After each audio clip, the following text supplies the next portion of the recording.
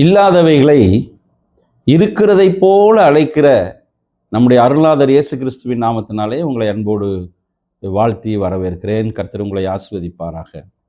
ஆபத்து காலத்தில் கர்த்தரை நோக்கி கூப்பிடுங்க. ஆபத்து காலத்தில் கர்த்தரை நோக்கி கூப்பிடுங்க. உடனே அவர் நம்மளை விடுவிப்பார். ஆபத்து காலத்தில் என்னை நோக்கி கூப்பிடு, நான் உன்னை விடுவிப்பேன். ஆபத்து காலத்தில் என்னை நோக்கி கூப்பிடு, நான் உன்னை விடுவிப்பேன், நீ என்னை மகிமைப்படுத்துவாய். நம்முடைய வாழ்க்கையில் நாம் எதிர்பாராத நிலையில் நடக்கிறது ஆபத்துகள் நிறைந்த உலகம்தான். எந்த நேரத்தில் எது நடக்கும் என்பது நமக்கு தெரியாது. ஆபத்து காலங்களில் வருகிற போது தேவன் நமக்கு அனுகூலமான துணையாய் இருக்கிறார். சங்கீதம் 46 சங்கீதம் 1 தேவன் நமக்கு அடைக்கலமும் பலனும் ஆபத்து காலத்தில் அனுகூலமான துணையும் ஆனவர். தேவன் நமக்கு அடைக்கலமும் ஆபத்து காலத்தில் அனுகூலமான துணை அவர்தான். அவர்தான் நமக்கு அனுகூலமான துணை. சங்கீதம் 50:15 சொல்லுகிறது, ஆபத்து காலத்தில் என்னை நோக்கி கூப்பிடு, நான் உன்னை விடுவிப்பேன், நீ என்னை மகிமைப்படுத்துவாய்.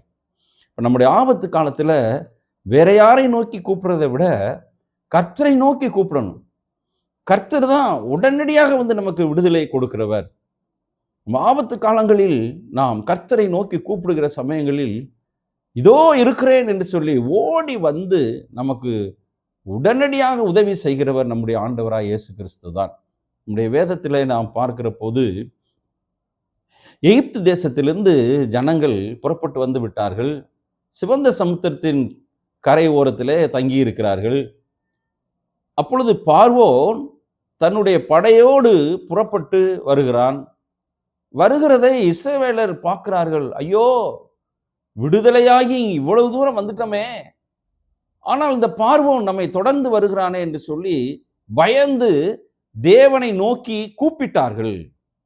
யாத்திராகமம் 14:10 பார்வோன் சமீபத்து வருகிற போது இஸ்ரவேல் புத்திரர் தங்கள் கண்களை ஏறெடுத்து பார்த்து எகிப்தியர் தங்களுக்கு பின்னே வருகிறதை கண்டு மிகவும் பயந்தார்கள்.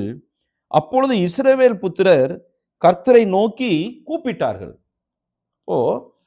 எங்களை அங்கிருந்து விடுதலை பண்ணிட்டீங்க ஆண்டவரே, நாங்கள் புறப்பட்டு இங்கே வந்துட்டோம், இப்போ மீண்டும் அவன் பின்தொடர்ந்து வருகிறானே என்று சொல்லி பயந்து அவர்கள் கூப்பிடுகிறார்கள்.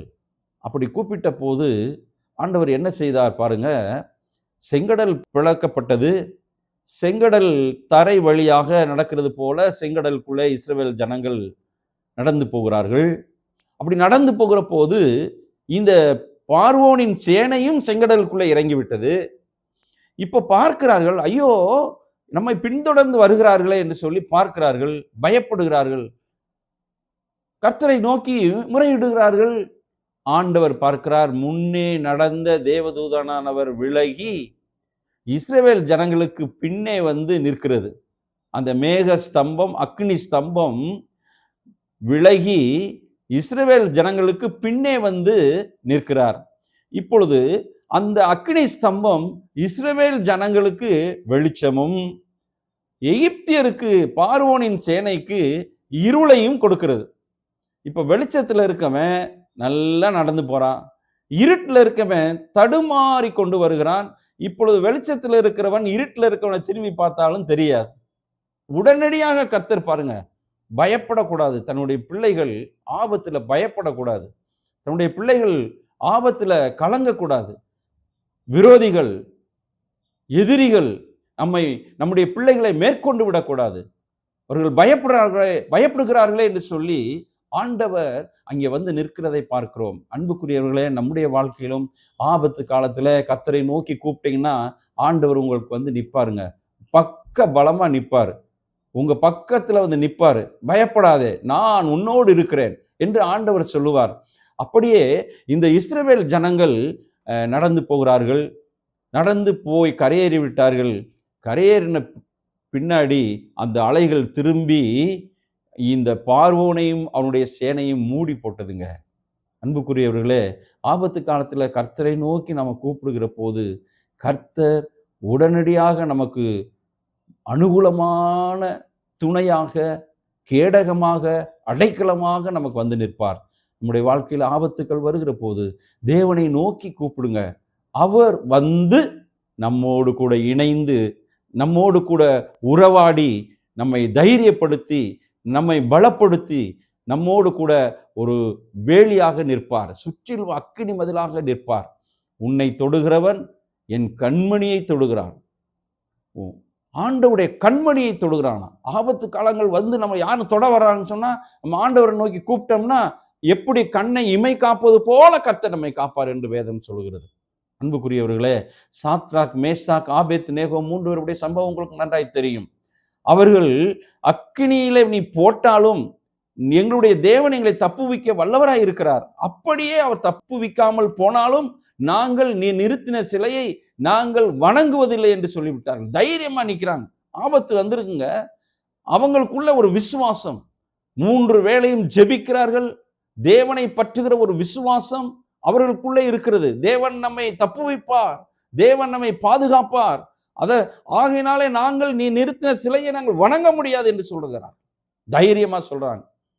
7 மடங்கு சூடாக்கப்பட்டது. இவர்களை தூக்கி கொண்டு போனவர்கள் அந்த அக்கினியினுடைய அந்த வேகத்தில் இறந்து போறாங்க. ஆனால் தூக்கி வீசப்பட்ட இந்த 3 பேரும் விடுதலையாக 4ஆம் ஆளோடு அங்கே ஆண்டவர் பாதுகாப்பாக வருகிறார். அவர்கள் அக்கினியின் நடுவிலே சுதந்திரமாய் நடக்கிறார்கள். அக்கினியை உண்டாக்கினவர் அவர், அவரே பட்சிக்கிற அக்கினியானவர். அவர் இறங்கின உடனே அக்கினி எரியுது. அக்கினிக்கு வல்லமை இல்லாம போயிடுச்சு. ஹல்லேலூயா. தீ எரியுது. 7 மடங்கு அந்த சூளை கடுமையா இருந்தது. ஆனால் வெளியே எரிகிறது தெரிகிறது, உள்ளே அதற்கு வல்லமையே இல்லை. நம்ம வீடுகள்லாம் இந்த மெழுகுவர்த்திக்கு பதிலாக இப்போ எல்லாம் வந்துருச்சு, எலக்ட்ரிக் மெழுகுவர்த்தி வந்துருச்சு. எலக்ட்ரிக் மெழுகுவர்த்தி எரிஞ்சுக்கிட்டு இருக்கு. அது தொட்டைங்கன்னா சுடுமா? சுடாது. அது போல வெளியே ஃப்ளேம் தெரியுது, உள்ளேயோ அது சுடவில்லை. ஆண்டவர் அந்த 3 பேரோடு நடந்து வருகிறார். நேபுகாத் நேச்சார் பார்க்கிறான். 3 பேரை போட்டுமே 4 பேர் அல்லவா சுற்றி கொண்டு வருகிறார்கள் என்று கேட்கிறான். வெளியே வாருங்கள் என்று சொன்னபோது அவர்கள் வெளியே வருகிறார்கள். அவர்கள் மேல அக்கினி வாட கூட வீசலைங்க. அன்புக்குரியவர்களே, ஆபத்து காலத்துல கர்த்தரை நோக்கி கூப்பிட்டா நமக்கு பெரிய விடுதலை, பெரிய பாதுகாப்பு, அரண், கோட்டை அவர்தான். தானியேலை பாருங்க, சிங்கங்களின் கெபியில போட்டாங்க. ஆண்டவரை நோக்கி அவர் கூப்பிட்டார். அப்படி எழுதல. ஆனால் ஆண்டவரை நோக்கி கூப்பிடாம இருப்பாரா? ஆண்டவர் தமது தூதனை அனுப்பி சிங்கங்களின் வாய்களை கட்டி போட்டார். ஆபத்து காலத்தில் அப்பதான் ஆண்டவர் இறங்கி நமக்கு உதவி செய்வார். அப்புறம் அவரை மேல தூக்கின பின்பு அவர் மேல் குற்றம் சாட்டப்பட்டவர்களை உள்ளே போடுகிற போது சிங்கங்கள் தாவி குதிச்சு எல்லாரையும் அடிச்சு சாப்பிடுச்சு. வெறியோட இருந்தது. ஆனால் தானியேலை தொட முடியலைங்க. ஆபத்து காலத்துல கர்த்தரை நோக்கி நீங்க கூப்பிடுங்க. இஸ்ரவேல் ஜனங்களை விடுவித்த தேவன், சாத்ராக், மேஷாக், ஆபேத்நேகோவை விடுவித்த தேவன், தானியேலை விடுவித்த தேவன் உங்களையும் விடுவிக்க வல்லவராய் இருக்கிறார். ஒரு நடந்த ஒரு உண்மையான சம்பவத்தை நான் உங்களுக்கு சொல்லுகிறேன். ஆதாரம் நீர்தானையா என் துறையே, ஆதாரம் நீர்தானையா அப்படிங்கிற ஒரு பாடலை, கீர்த்தனை பாடலை நீங்கள் எல்லாரும் கேட்டு இருப்பீர்கள். அந்த பாடல் எப்படி உருவாடினது தெரியுமா உங்களுக்கு? அதில் ஜமீன்தார் ஒருவர் இருந்தார். அவர் பெரிய பணக்காரர், நல்ல பக்திமான். அப்போலாம் அந்த பெரிய ஜமீன்தார்களை பல்லக்கில் வைத்து 4 பேர் தூக்கி கொண்டு போவார்கள். எங்கே போனாலும் பயணங்கள் அப்படித்தான் அவர்கள் இருந்தது. அப்படி ஒரு நாள் அவர்கள் 4 பேரும் அவர் வீட்டில் வேலை பார்க்கக்கூடிய வேலையாட்கள் 4 பேர் அவரை பல்லக்கில் வைத்து தூக்கி கொண்டு போகிறார்கள். அடுத்த ஊருக்கு அவர் போகிறார். போகும்போது ஒரு பெரிய நதி ஓடிக்கொண்டு இருக்கிறது. அந்த நதியில் இறங்கி அடுத்த கரைக்கு போக வேண்டும். அந்த நதிக்குள்ளே இறங்கி போகும்போது அவர் சொல்கிறார், எப்பா அந்த காட்டில் புலிகள்லாம் இருக்குமே, புலிகள் ஒருவேளை நம்மளை வந்துட்டா என்ன செய்வீங்க அப்படின்னு சொல்லும்போது இந்த 4 பேரும் சொல்லுகிறார்கள், எஜமானே, முதலாளி, நாங்கள் உங்கள் சோத்தை சாப்பிட்டுக்கிட்டு இருக்கோம், எங்கள் உயிரை கொடுத்து நாங்கள் உங்களை காப்பாற்றுவோம், அதனால் நீங்கள் பயப்பட வேண்டாம், நாங்கள் எங்கள் உயிரை கொடுத்தாவது உங்களை நாங்கள் எப்படியும் காப்பாற்றுவோம், புலி உங்களை தப்புவிப்போம், புலி வராது என்று சொல்லி எல்லாம் அவரை உற்சாகப்படுத்தி போனார்கள். பேசி முடித்த சிறிது நேரத்துல நடு ஆற்றுக்குள்ள வந்தபோது பார்க்கிறார்கள், ஒரு புலி தண்ணிக்குள்ளே அப்படியே பாய்ந்து இவர்களை நோக்கி வருகிறது. டேய் புலி வருகிறதுடா என்று சொல்லி பல்லக்குல இருந்த அந்த ஜமீன் சொல்றாரு. சொன்ன உடனே அப்படியே பல்லக்க விட்டுட்டு தண்ணிக்குள்ளே மூழ்கி விட்டார்கள் நால்வரும். அப்போ பல்லக்கு தண்ணியிலே அப்படியே தத்தளித்து கொண்டிருக்கிறது. அப்பொழுதுதான் அவர் ஒரு பாடலை பாடினார். நாம் நாம் துணையென நயந்துரை சொன்னவர் நட்டாற்றில் விட்டாரையா, தனியனை நட்டாற்றில் விட்டாரையா அப்படின்னு சொல்லி அந்த பாடல் பாடுறார்.